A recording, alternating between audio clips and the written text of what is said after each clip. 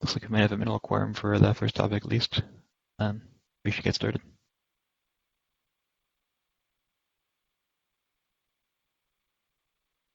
So the first topic is Ceph mirroring metrics, possibly sharing across RB-Cephfs and RGW. Mikla, Jason, were we the ones who added this? In all honesty, no. It was Paul Kuzner. Ah, okay. But Something like so, 3 so a.m. yeah, for him, so I'm not sure he's going to make it. yeah, yeah, it's definitely not ideal for his time zone. But anyway, he filled most of it out, so I'm just reading it for the first time. But the high level goal here was that in a Kubernetes environment, or also just in general, there's no real good way to have consistent alerting from an end user or even from a storage admin that your RGW multi-site or your RBD mirroring or now your Ceph mirroring is not living up to whatever your SLA is requested to be. So how can we number one, track or categorize SLAs. Number two, how can we, in a generic fashion, and then number two, like how can we report against those and gather metrics in a scalable way, so that you can build a Grafana dashboard or whatever to talk about loads, and then finally, based on those metrics, how could you, and based on the metrics and based on the SLAs, how could you alert, so that's saying like, hey, this image or this bucket or whatever is falling outside your prescribed SLAs.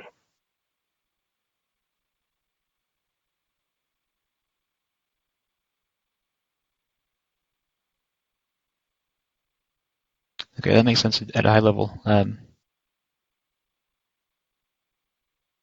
There's a lot here. So have you dug into like what the implementation would potentially look like?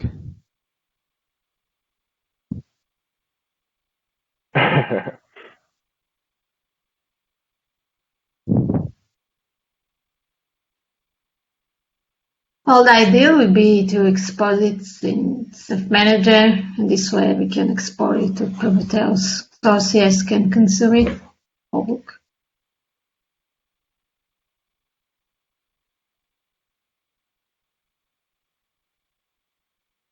Was going through the manager going to be scalable enough for that? No.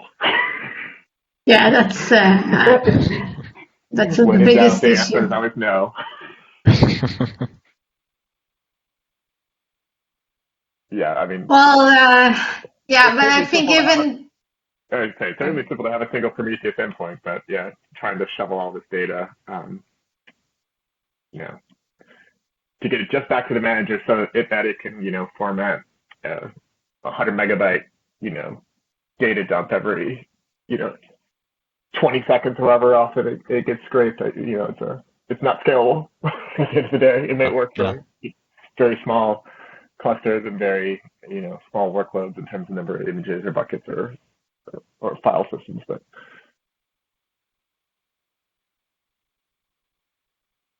Yeah, especially for PVs that are small and we have lots of those. And the state is basically per volume per PV, so that will be lots of metrics. For buckets, I think it's better because it's usually you replicate a bucket.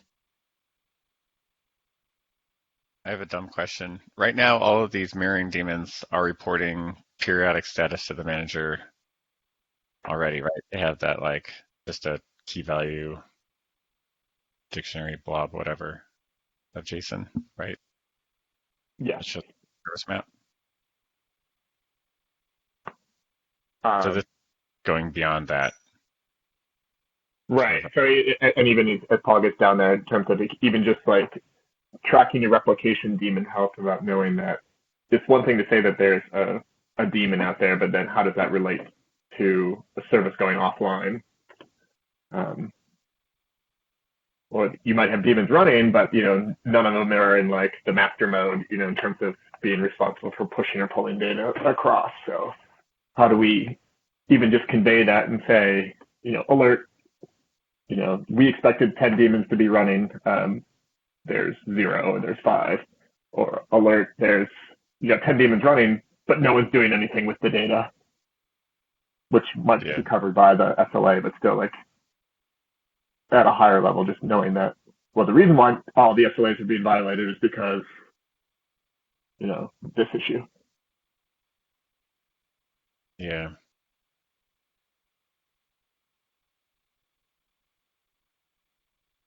Yeah, another thing is, for example, if we set the schedule too aggressive and the bandwidth is too low or the compute is not enough, we may be lagging. So we also need to alert the user in that case. So we either increase the snapshot schedule or fix its network or do something. Yeah, I mean, it seems like we can provide the high-level daemon status to cover those cases.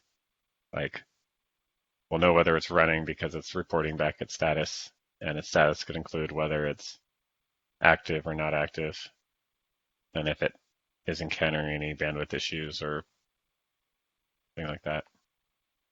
Right. So RBD Mirror actually already does that right now, where in the dashboard, for example, it says like a given daemon via that the key value pairs is reporting an error or a warning or something like that. It handles that, but it's not being handled in a generic fashion for now RGW and for SFFS or whatever else needs to come down there, and it still doesn't tell you.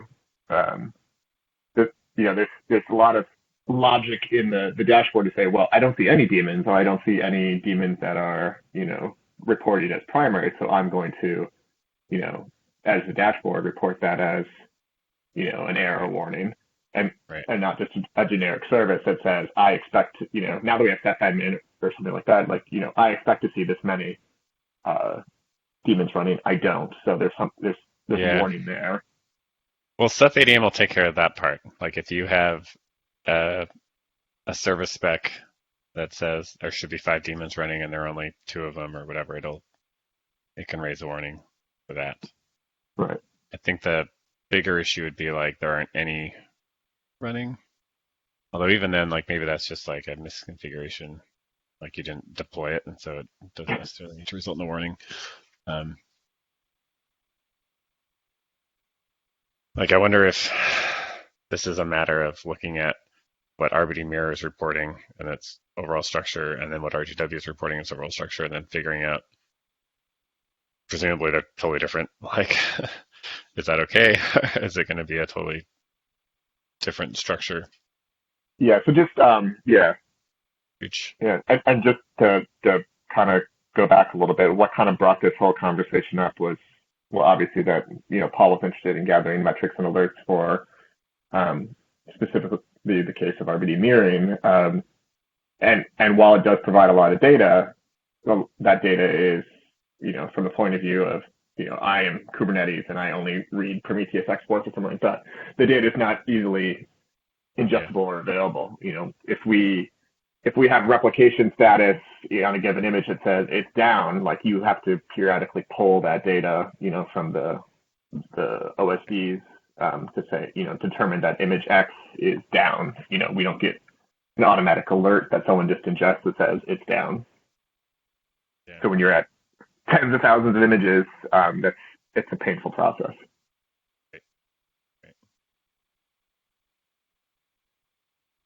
And not to mention the fact that we have no concept of SLAs right now. Well, I mean, it seems like the per image status might be a bit of a red herring because it's not so much that you're not going to have one image that's down. You're going to have pool. Well, I mean, you can if you got into a weird thing like split brain or something like that. I mean. Yeah, I guess, yeah. But in general, like it's usually going to be on a pool granularity that like your remote link is too slow or it's down or whatever. Yeah, but without SLAs to say that we expect that you can do X, or you're not allowed to get this far behind, and now suddenly you're, 30 hours behind, whatever you define your SLA as. How do how do you generically, in theory, do that? Because I know there's been issues with RGW, multi-site bucket sync, falling behind. So that's why it's like, can we do this in a generic way? And it's not just RBD mirroring, and now we have Ceph mirroring coming, but then we also have, like I said, RGW multi-site.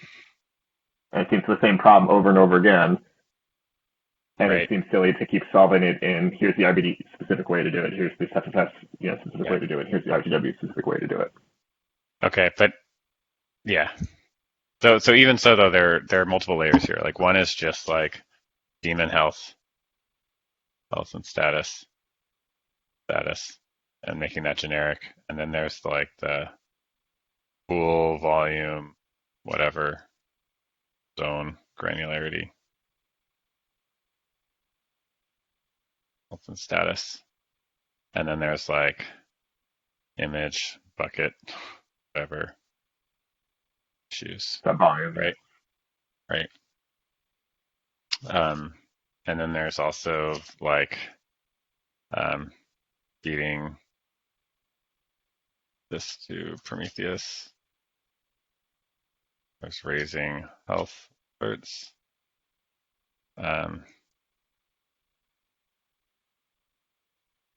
Raising consistent health alerts for all the services. And then there's like reporting status and Ceph dashboard, wherever. I'm not the most familiar with Prometheus, but would it make sense to try to have the kind of report okay in the normal case and only report status for like individual volumes or images or file systems or buckets when there's a particular problem with them?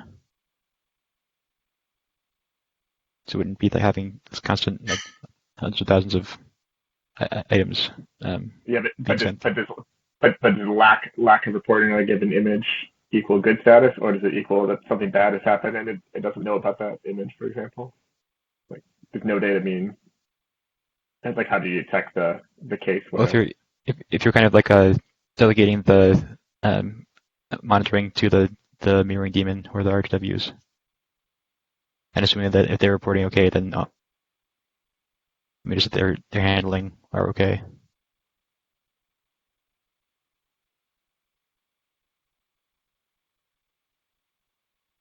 That's probably a question for the Prometheus people.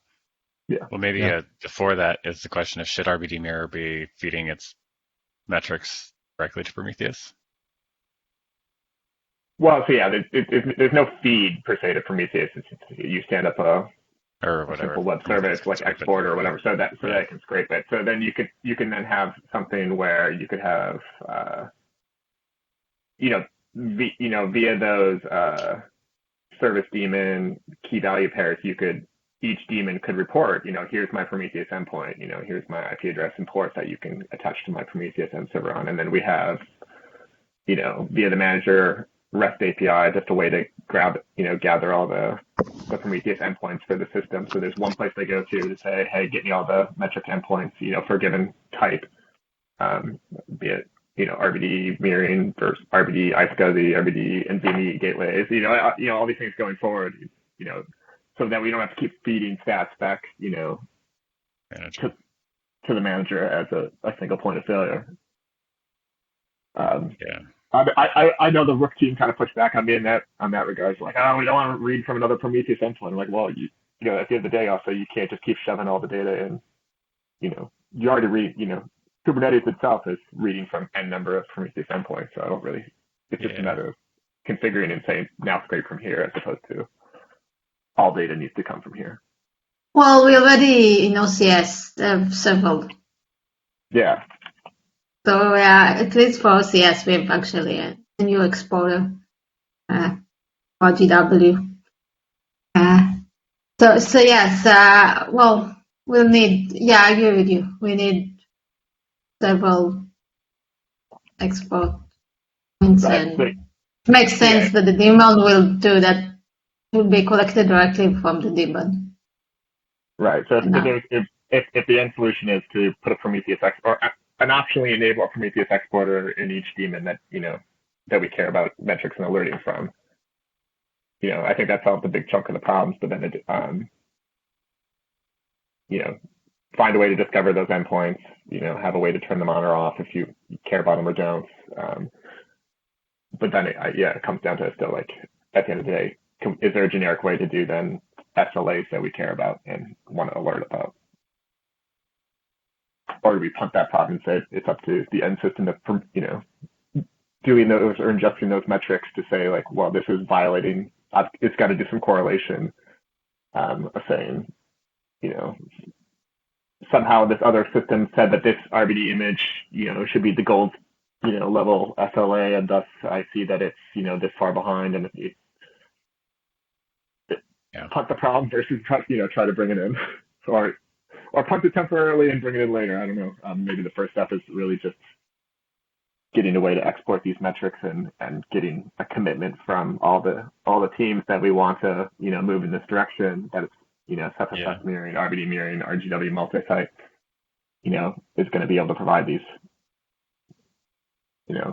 set of data in a consumable fashion.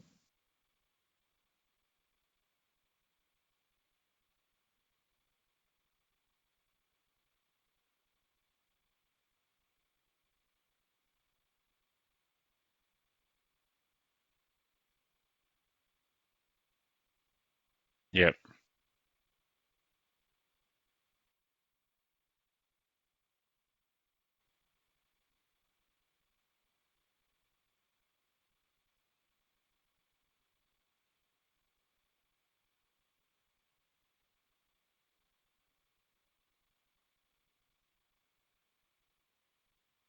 Yeah, it seems like there's a lot of homework to do to see what RBD and RGW are currently reporting and how I think the dashboard's probably the only consumer really right now is presenting it, how much logic is there, and how to sort of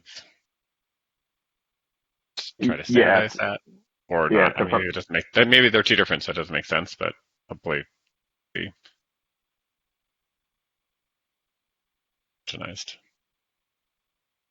Yeah, I mean, so for the RBD mirroring point of view, if it's a high level metric or status, like it's a daemon status, something like that, that's something that the dashboard can just easily consume via those key value pairs. But when it comes to this individual images, split brain or something like that, that's something where the dashboard right now is pulling that data. It doesn't have a way to, it's not getting pushed to it or whatever. Like pulling that from Rados? Yeah, because we store the status of each individual image and its replication status, locally and remote in Rados.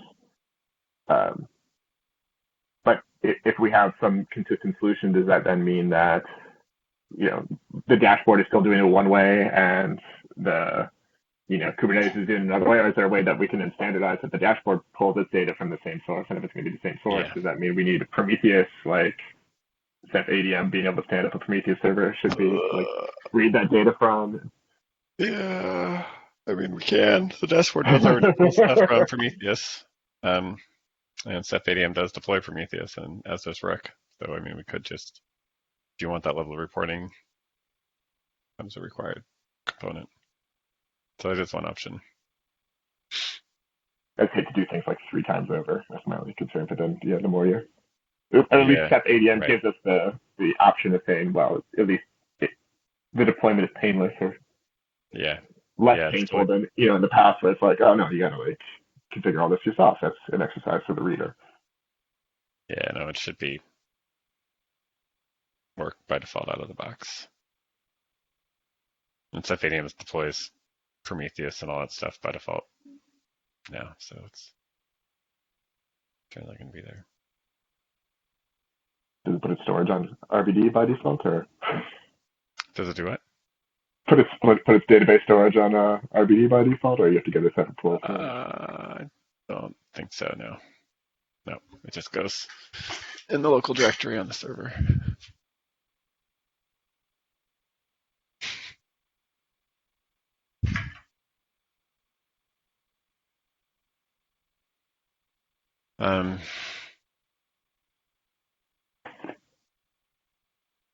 Yeah, it sounds like if we making that more of a required thing, or if it's used more heavily, we might need some more monitoring around Prometheus itself and its disk usage and that kind of stuff. Yeah. Yep.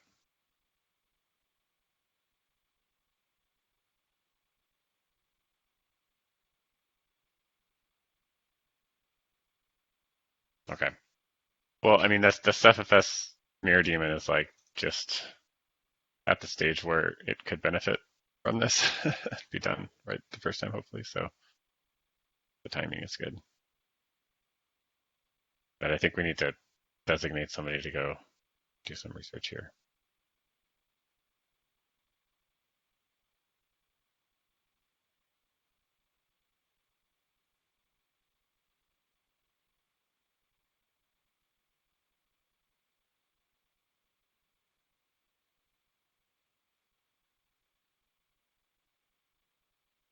I guess All right, I could seems like we take could that as a, yeah. cover that pretty well.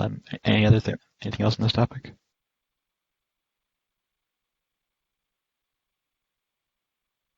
All right. We'll move to the next one then. There's handling deletion in full clusters. So I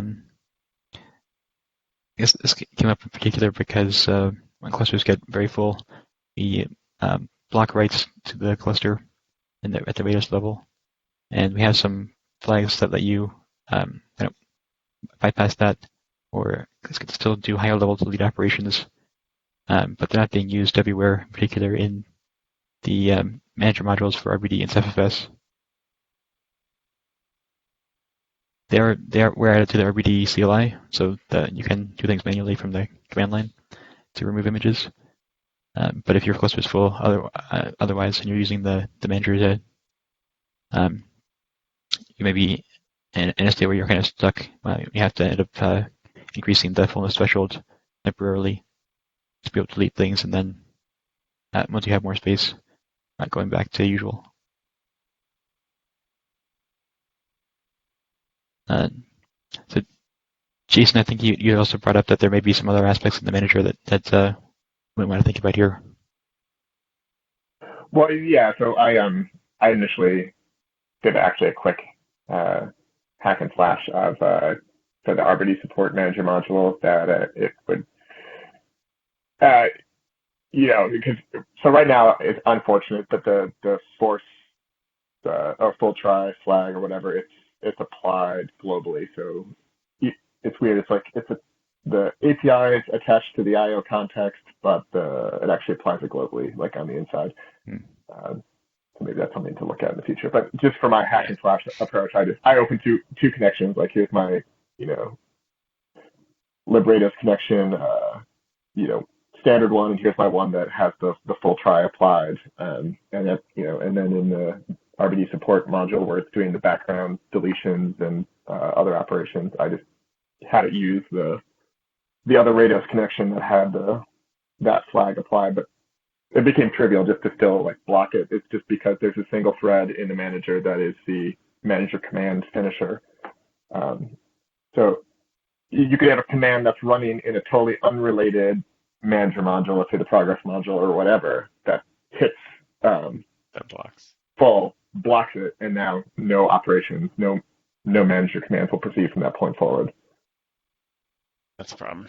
And that's why I threw my hands up. I'm like, this is a bigger problem than just trying to, tweak this one thing with either, CephFS was the same issue with like, deleting subvolumes or whatever, that it wants to be able to do it in the background. And but again, it does it in the manager. And if the manager is blocked on some totally unrelated command because of the cluster's full, we're out of luck. I guess the bright side is that there's not that many things in the manager that actually write to the Rados directly. I think it's only really the RB support module, the CephFS support module, and maybe some things in the dashboard backend. Yeah, so in this particular case, it'd have to be something that's coming in on the manager via the manager command path, because that's where it gets executed in just like the one finisher thread.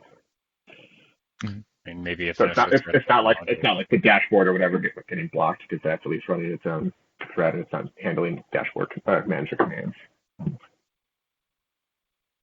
I'm sure that's a trivial one to get blocked as well, as you're like, oh, let me do this as a cluster. It's full. Yeah.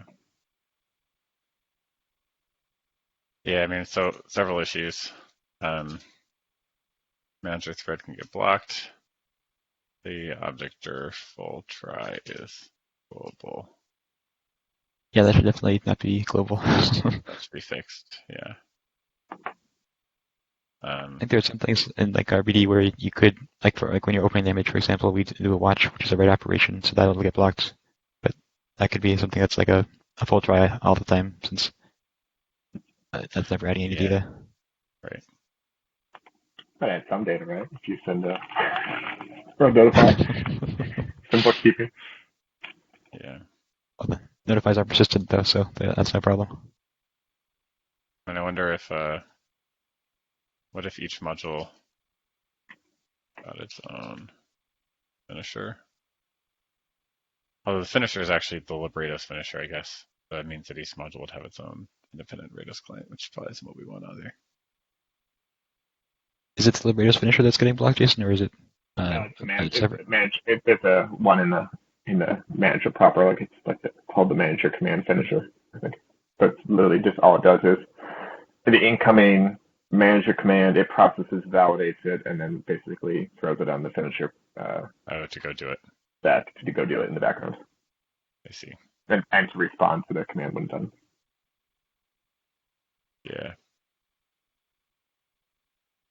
Yeah, it seems like that could be a But even the RBD support, let's say I have a bunch of background tasks that were already queued, like, hey, flatten this image, and then I queue one for delete this image. Well, that flattens the image one is going to block the RBD support. Yeah.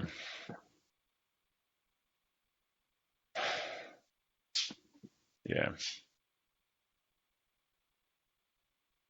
Sounds like you kind of want a different way to run long-running things in the background that Yeah. don't Exactly. serialize.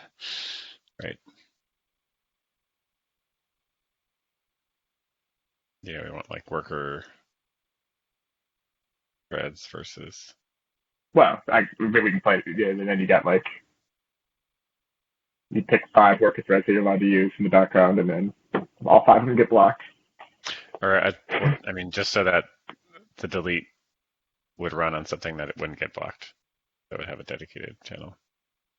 Oh, well, yeah. So the reason, to get back to this, even if we do it asynchronously, which we actually do, we use the librd asynchronous commands. Like, we only execute X number of concurrent commands because we don't want to like say like, oh, you're allowed to schedule like 5,000 image deletions and have at it. Now you got the managers, trying to execute 5,000 concurrent delete operations. Mm-hmm.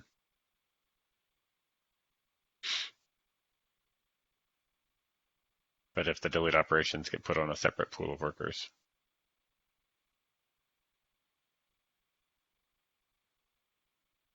basically there's a pool of workers that has full try set and a different pool of workers that does not.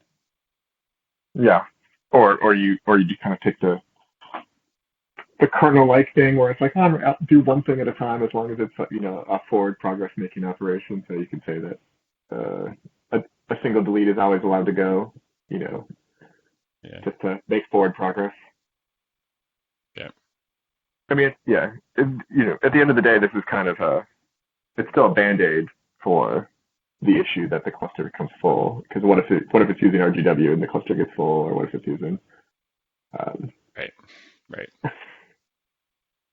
Yeah, I mean, full clusters are bad at every level. When you're not at cloud scale, it's a lot easier to become full. Yeah. So these are high-level concepts that are never people really didn't concern themselves about. Yeah. I mean, even me historically, I was like, when people said, "Oh, I got my cluster full," like, how do you do that? Well, I just have like a 5 gigabyte cluster. Oh, okay. Yeah. So another possibility, and maybe this is a terrible idea, might be using a full try everywhere in the manager, so that everything would be succeeding or failing and not hanging.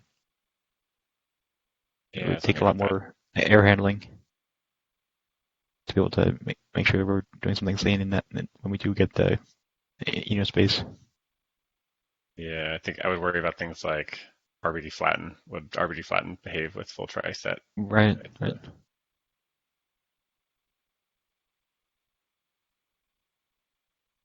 It probably takes some work in LibRBD and libcepfs as well to handle those kinds of things properly. So maybe that's not. Yeah, maybe that's too much. I don't know. What do you think, Jason? Yeah, I'm less concerned about libRBD. I mean, we have lots of negative testing with unit tests on we receive unexpected errors, like constantly, like we try to have at least one, for every branch have a test case that injects a fault, because you can get like an ePerm or error at any time. Or what's the other one? The blocklisted loan, the e-blocklist, or any number of things that we. Right. I'm not saying we've covered all the cases, but yeah, I feel pretty confident that the vast majority are covered in terms of sane error handling and aborting out. Mm-hmm. That certainly it feels like an easier fix. I want to take a look at CephFS and see. I think probably it's just gonna like throw assertions, right? Which, yeah. I'm not sure exactly what kinds of long-running operations the CephFS module does. I think it's used for it's used for deletion of like subvolumes and cloning of subvolumes, I think, for examples. Yeah, I guess I don't. How much of that goes to like through the NPS versus directly to the OSDs though? all the cloning stuff happens in the manager, not the MPS. Yeah.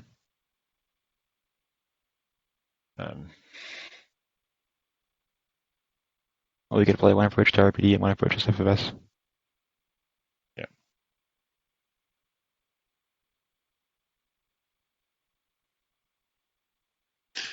Well, first, this one, the object or full try not being global, that's an easy one to fix, regardless. Yeah. I think that API was only added for the RBD CLI support, but you can more generically pass the flag with any operation you're sending to liberators. Yeah. Should be too hard to change it to be out of context specific, I think. Yeah.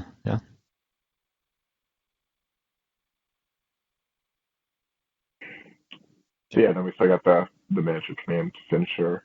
Like, so even if we then could split, I guess it needs investigation to say, is it safe to run multiple, as long as it's through different manager modules to run, let them process multiple concurrent manager commands. Yeah, I'm not even sure like also how the whole Python threading model is. Yeah. Yeah, I wonder if it would make more sense to try to do the thread pool in Python.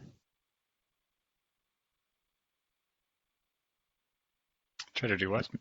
Try to do like a threading in Python and make everything asynchronous rather than introducing more finishers C++ layer.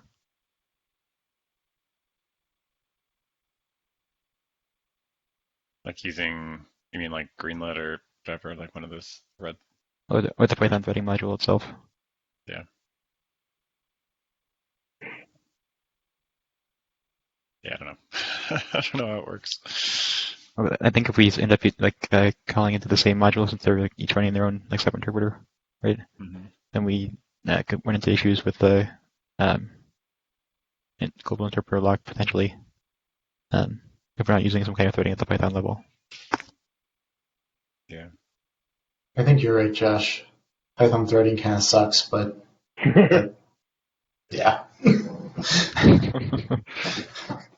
It functions, which I'm not sure that it works so well with we try that in C++ instead. but maybe something to experiment with. Yeah.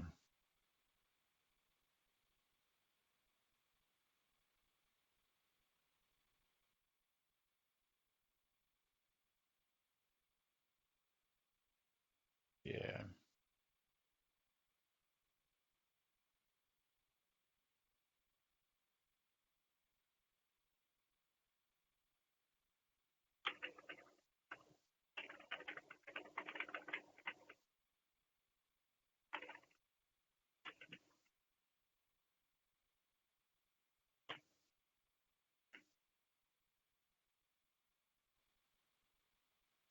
On the subject of full try and full force flags, I just remembered an old tracker ticket that I filed when looking into the kernel client and making sure that those flags, making sure I basically understand the semantics of those flags.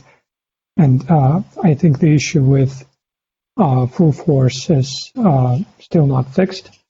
Basically, the problem was that full try operations are guaranteed to return an error, either an out of space or perhaps a quota-related error.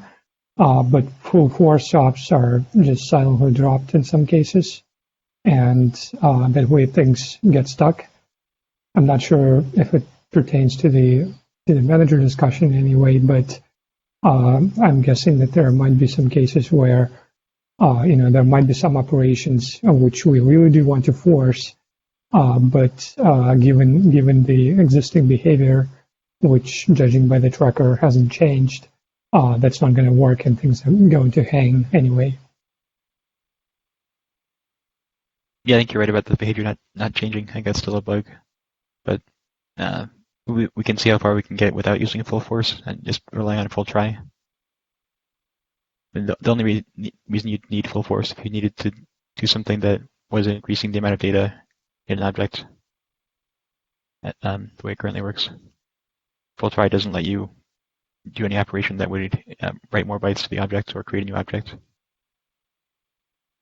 Right, but one particular thing that I don't think we handle correctly, maybe LibRPD has done something in this area. I haven't looked, but trying to discard from an RBD image, or just remove a file on the, or punch a hole in the CephFS file, at least from the kernel client, that's currently vulnerable to just basically doesn't work because we don't supply any of these flags precisely because I was looking into it and my conclusion was that things are pretty broken and so I just thought I'd bring this up given that we're talking about full handling because I do think that that if we're serious about full handling, we do need a way to free up space on images that are already mapped or file systems that are already mounted. Because the same cluster, it's not even per pool. It's also per cluster. Even though we got rid of the global full flags in the OSD map, I think some of these fail-safe checks are still global, and so we can still run into this. For those kinds of cases where it's already mounted, though, would you ever need to increase the amount of data while you're deleting something? I don't think so, at least not in the RBD case. Or I think, in the case where, for example, due to some complicated like cloning operation or complicated chain of stacked clones, maybe, but in that case, it's acceptable to fail with out of space. But if you just have like a plain image where a discard means punch a hole in the object, or a plain CephFS file where cloning isn't even an option, right? if you do punch hole operation that's always supposed to free up space, I think that should work, and the client should be updated to apply the appropriate flag there. Yeah, I would expect that full try would work in that case, but if it doesn't, then that would be another bug.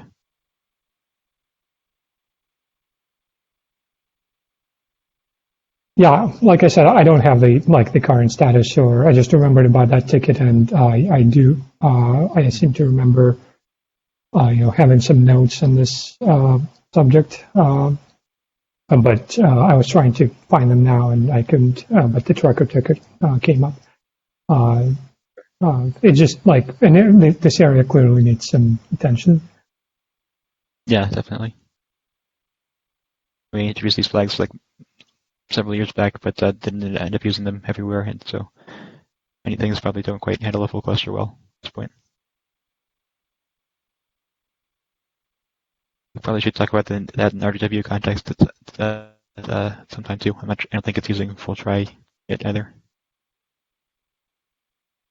Yeah, probably not. Yeah, I don't think it is when I grep the code.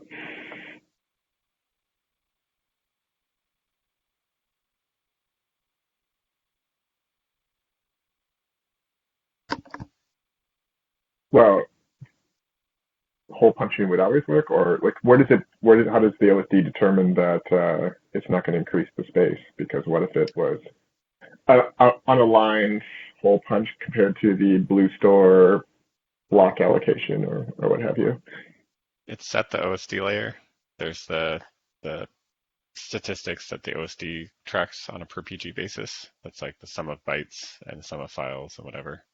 And So as long as it's a truncate or something like that, it counts it as right, exactly. Zero bytes are written, but obviously if it's a zero in the middle, or a negative bytes written in this case, yeah, a net negative, yeah. Okay. So but even in unaligned punch hole, even if it's less than the allocation unit, that's just an OOP currently in blue store, or at least it used to be not that long ago. So that should keep those counters the same, and nothing's going to change from the client perspective, but it shouldn't be an error. Yeah.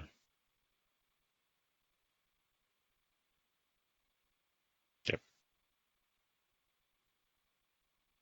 Yeah, I think from the OSD stats perspective, it should be a 0 because the size of the object isn't changing. I think it also doesn't account for OMAP or X-adders at this point.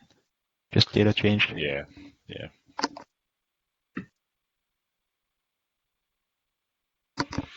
Yep. I mean, it already works in the RGW case by accident, but that might be more of a bug, a feature.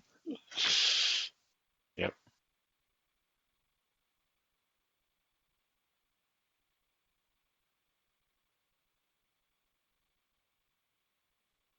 Okay.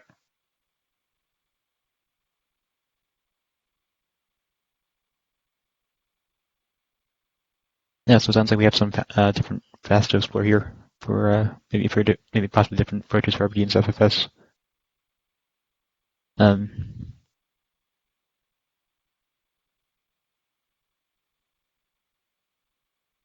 Jason, what do you think we should do with the? Is there something we should do with the finishers in the manager? Yeah, I'm not familiar enough at a low level with how that all executes. I would rather see the Python threading than a bunch of per module threads, but if that's possible. Yeah. Is that code actually called? If I remember, a while ago we decided to not properly shut down the manager, but more or less kill it because that was not really possible to. Yeah, we never shut down. Yeah. I think that's different though. This is okay. Yeah. Yep. While they're running. I don't really understand how the threading model works right now. So magic. Don't touch it, it doesn't break. There's Okay, so got deep maybe enough we to- need to do a little more investigation there to figure out the best Yeah. way to approach that. Yeah, at least I think we solved all the Gil locking issues, at least most of them. So Mhm. that was progress. But writing is a whole other thing.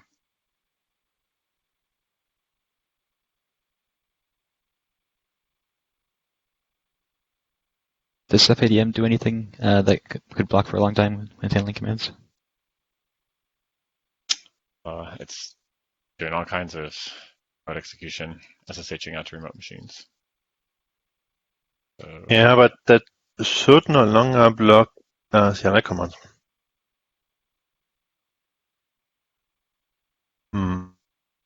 That's a big problem, right? If you block CLI commands, then everything hangs. Yep. You can't even get a status.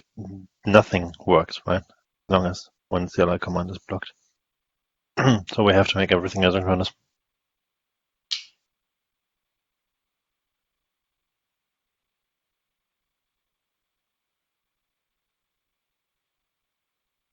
How are you making that asynchronous? Do you already have like a thread pool in the orchestrator module or something?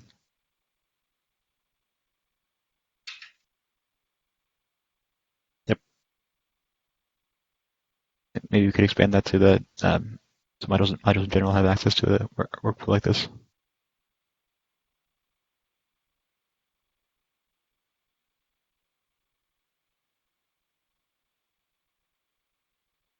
Can you repeat?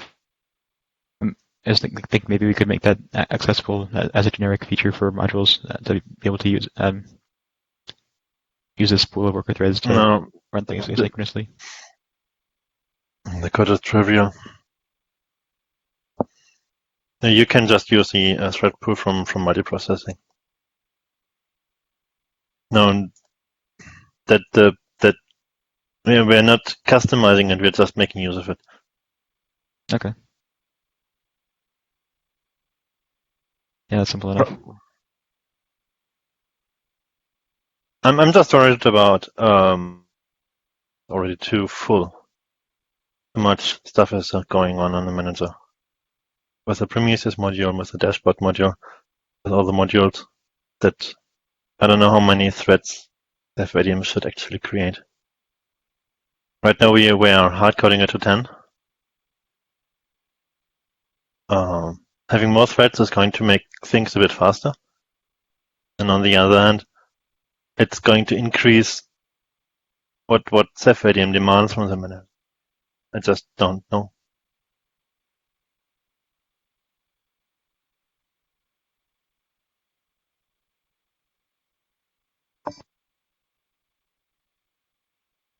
What kinds of like CPU heavy things is FADM doing?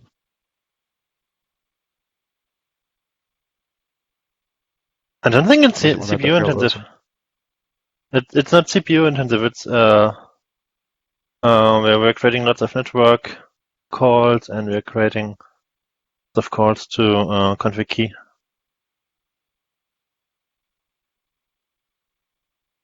Sage, any thoughts?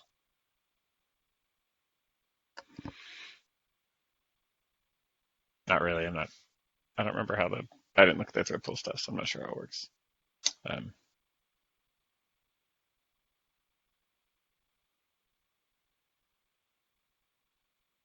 If we're mainly using it for like parallelism and being able to like have a bunch of things running in the background that aren't taking much CPU or resources, doesn't seem like a big problem to increase that number of threads.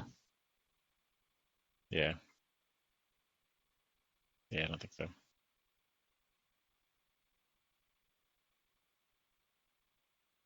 And perhaps it could even be dynamic based on if we need for out of threads capacity, even for a larger cluster, if we detect that the manager has a higher queue depth coming in, increase the number of threads.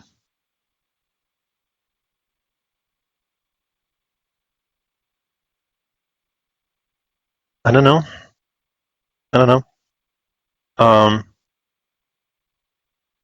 Have a big enough cluster to actually play with it.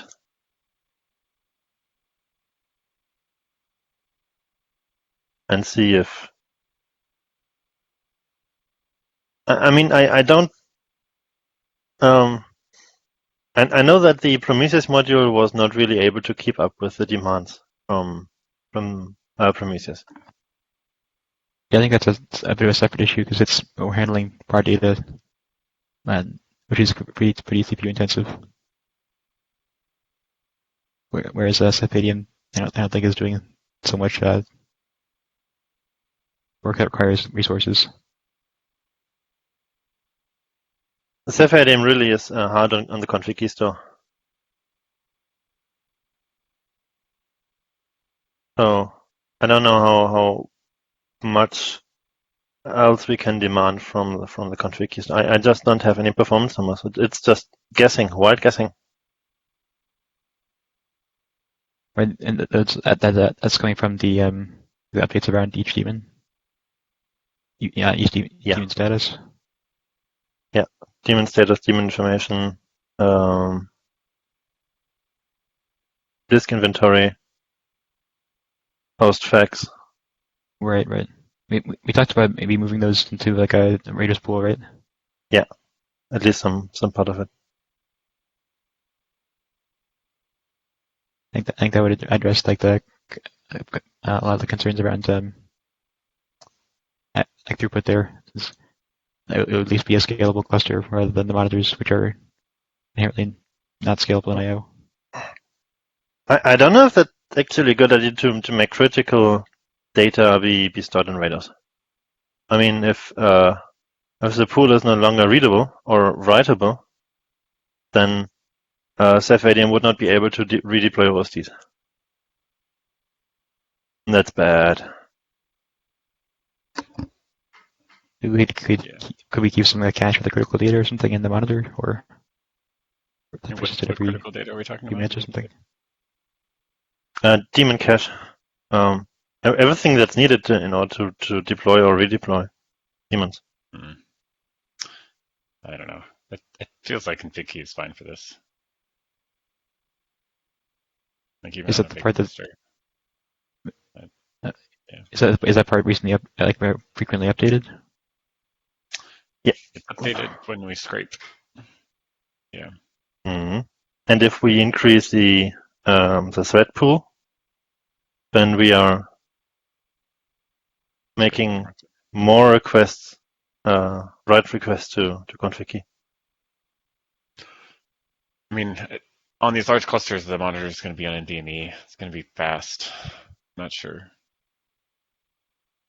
I mean, there's some point at which it's the limit, but I guess maybe it's worth measuring what that limit is. Yeah. How many config key calls can we make per second before it becomes a problem? Right. Yeah. I would expect it'd be a lot.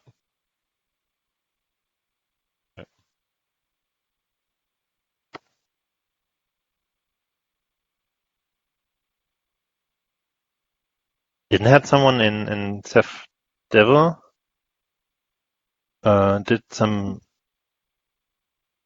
some comparison to etcd?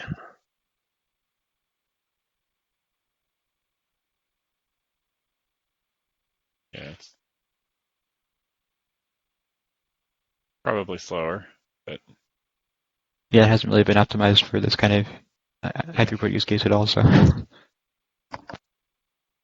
That's one, yeah.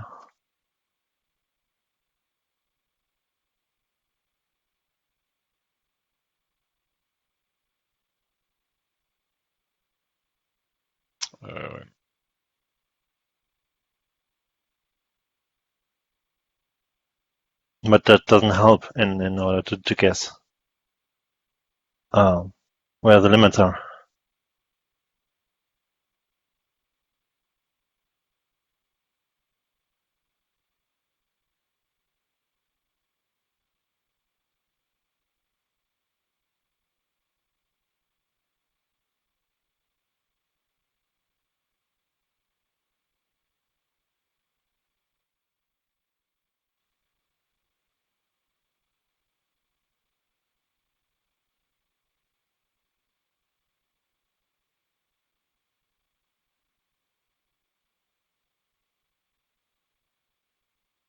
my guess is that the config key stuff isn't batching.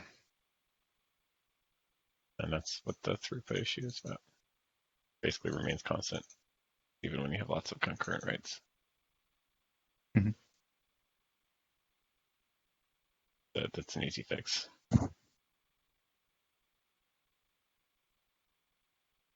Is this something we could test on the LRC in Sepia? Yeah, I mean, I think we can just as easily test it locally too. I think in order to have a better sense of like how it, I think doing a micro benchmark like this to figure out how many like concurrent reads or whatever writes it can sustain would be one thing. And then getting a sense of how many writes we generate based on the size of a cluster would be the next thing. And then do some simple extrapolation to see where we would expect issues.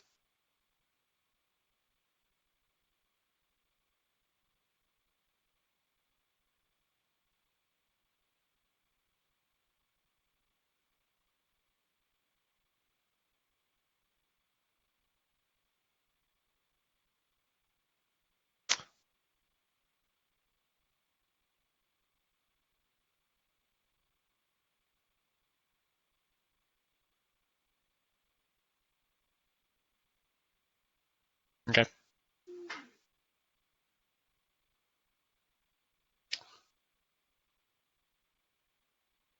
All right. All right. I think that was the end of the agenda. So, any other topics folks wanted to discuss today? Well, I have one. It's not much of a topic, but I just wanted to ask. So there is a pull request that adds in-transit compression to the messenger, and I wanted to ask if there was any sort of like discussion that took place on whether the messenger is the right place to do that, or whether it should perhaps be tailored to just certain messages, because or certain payloads of certain messages, such as the backend to OSD replication communication. The title of the pull request, and I guess I can paste the link, says that it's geared towards OSD to OSD communication, but obviously putting it in the messenger also enables client to OSD and any other connection to be transparently compressed. But the question is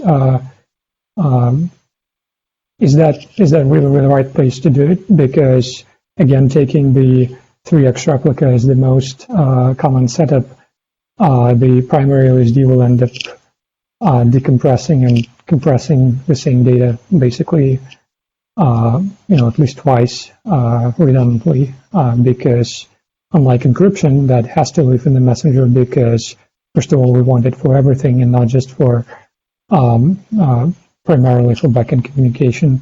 The encryption key is per session, and so it's actually like a different string of bytes, whereas for compression, it's basically the same transformation applied each time the message is received and then re-encoded in a slightly different form for sending it to the replicas. So I was just wondering whether this has been discussed or any thoughts on this topic.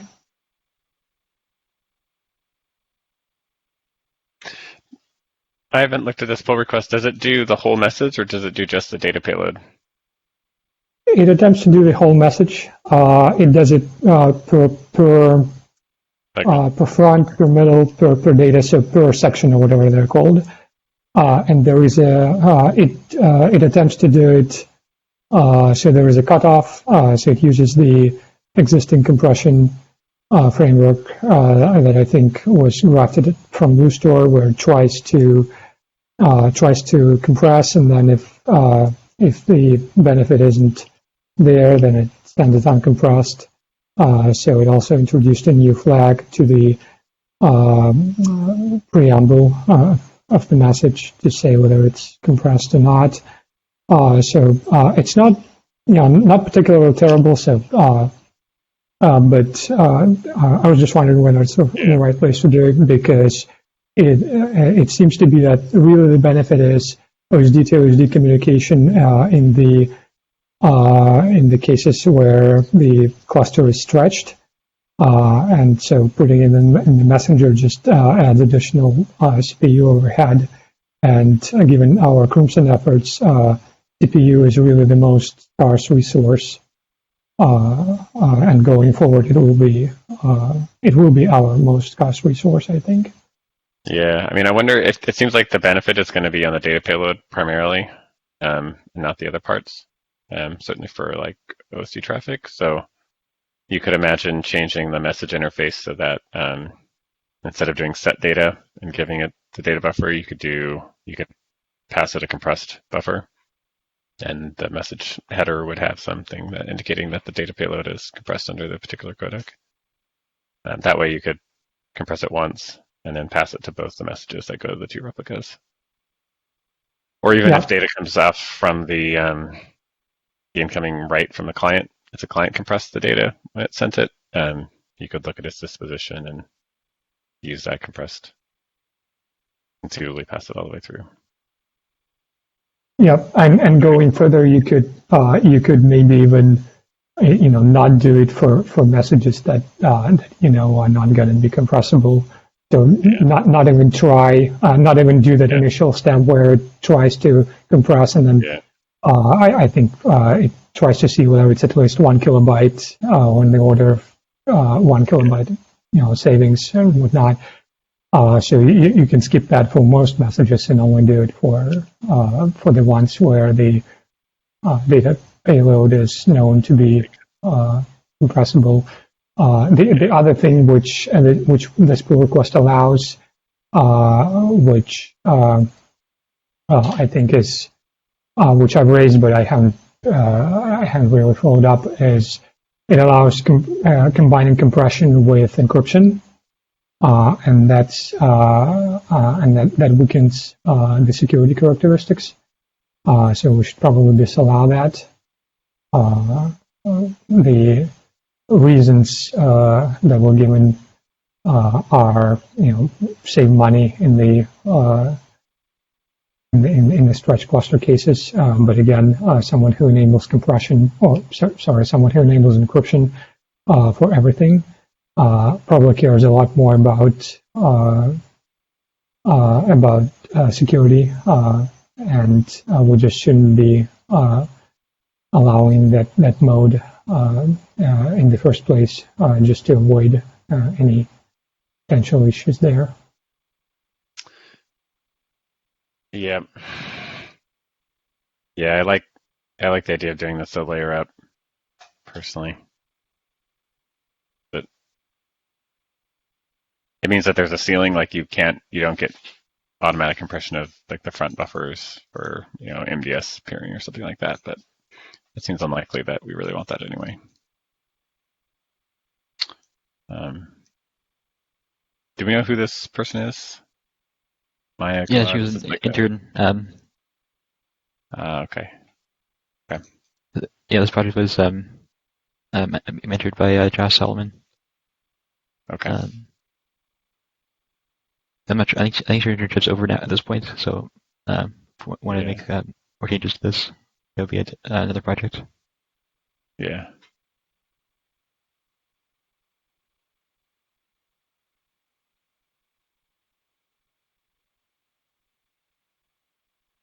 It's one big commit.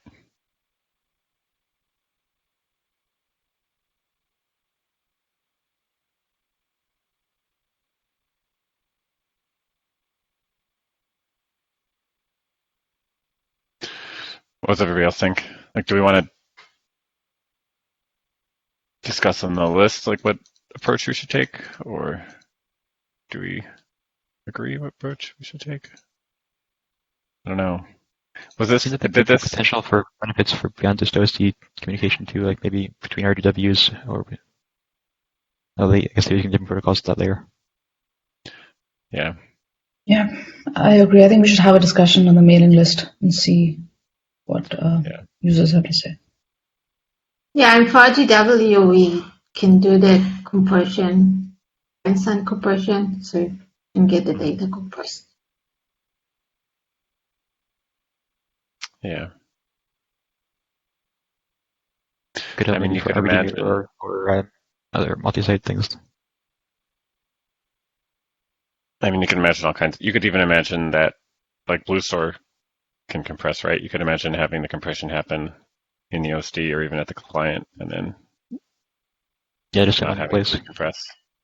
Right.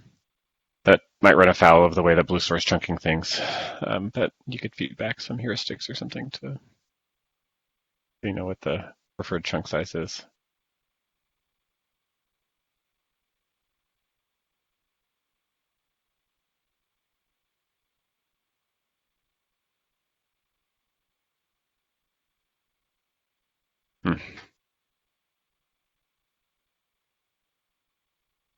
Anyway, yeah, okay. Let's discuss in the list. All right. Any other topics? Okay.